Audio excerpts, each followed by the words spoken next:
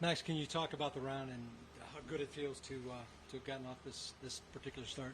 Yeah, I just did everything really solid. I made a ton of putts, kept the driver in good spots.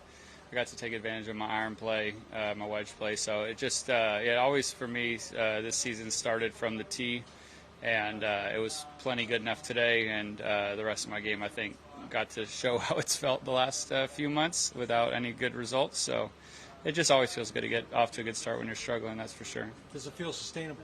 Do you feel like you don't want to say you've got it, Does it feel? I mean, I don't see why not, but I'm not, I guess, worried about it being. It's not really going to be my lasting thought as I leave here today. I played a good round of golf. Every day is different, but I do feel like we found a little something with the driver and all the long clubs, and it was nice to do that for 18 full holes. I didn't hit one like crazy shot today, so that was cool. Did you feed off? Your group kind of had it going for a while. Did you feed off Ricky a little bit and vice versa? Yeah, I mean, I would think so. I'm super lucky to have a group like that. I mean, two of my closest buddies out here, I've known Rick forever, know Jake forever, so it's just a fun vibe. You get three SoCal guys in the same group. Everyone just started making a lot of birdies, so that was fun. Obviously, the number is going to be 20 something. So obviously, one day doesn't get it done. But did you? How's your approach for the rest of the week?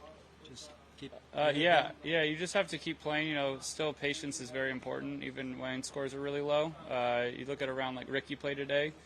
He had a couple blips early, and then found his swing again, and he shot a really low number. So.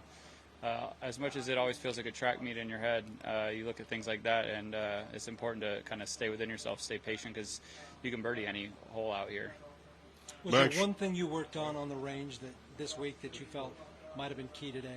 Yeah, just my sequencing's been off, so found a little something to hopefully slow down my legs. But it's always it's just been off all season, so hopefully this little change is gonna kind of continue to work, but didn't find it till late yesterday afternoon. So I'm in the early days of it. So I think I'm in the honeymoon phase for a little while. Max, can you talk about the characteristics of this TPC Deer run? You show up at any tournament looking to play like you did today. What about this place is working for you this time of year? And you read all the stories about how people shoot low, and you probably came in expecting to do so. Yeah, well, the greens are always pretty soft and they're in amazing shape, so you can make a lot of putts. But I think in general, you have 3 reachable par 5. Well, 10's not really, but you have 2 very reachable par 5s. You have a lot of holes. If you hit a great drive, you're going to have a wedge in your hand. I'm quite a good wedge player typically the last handful of years. So when you're putting the ball in the fairway, it just feels like you have a lot of 10-footers.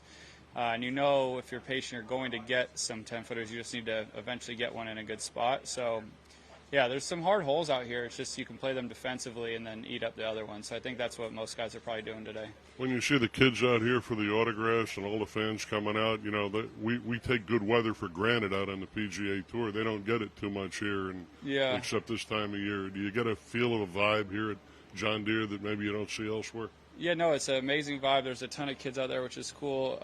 You need to travel with us more, though. We don't get great weather often, so we're very thankful for this as well. So it's cool to see the energy out here. Obviously, getting to play with Ricky and Jake, there's a big crowd, so that was quite fun.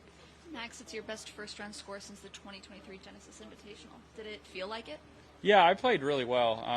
Like I said, I made a whole lot of putts, but I still didn't feel like I did one thing just like that carried me. It felt like everything was really good. Kept it in front of me, was rarely in a bad spot, whether it's off the tee or around the green. So obviously having a hot putter helps, but even with that one, it felt like I did a lot to shoot a low number. So yeah, it did feel like a good opening round. Thanks, Max. You had a choice word for some people on social media yesterday. I'm sure you didn't see it because you're not on it, but a lot of people took it and ran with it. Is there any sort of motivation there, like wanting to stick it to the haters, or do you not even think about that?